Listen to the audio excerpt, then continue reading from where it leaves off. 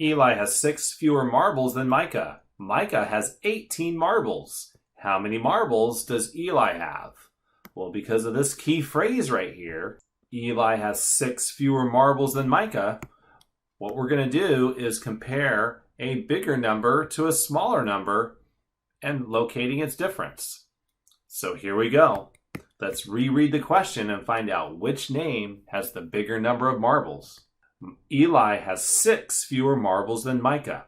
Well, that means this. That means that Micah has the larger amount.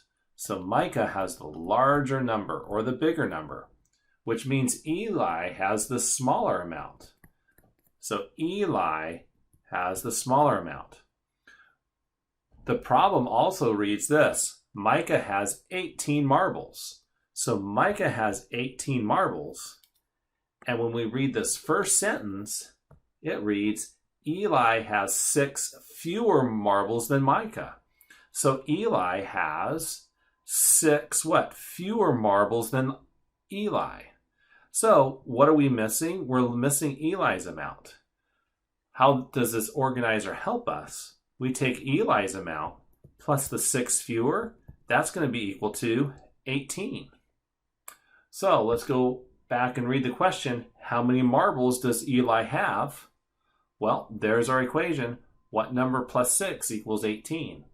Well, because addition and subtraction are related, we can write this as 18 minus 6 is equal to what number?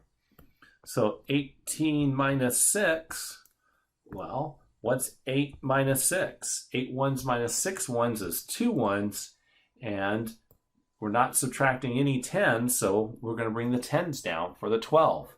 That means Eli has 12 marbles. So 12 plus 6 equals 18. So let's go back and answer our question. How many marbles does Eli have? He has 12 marbles.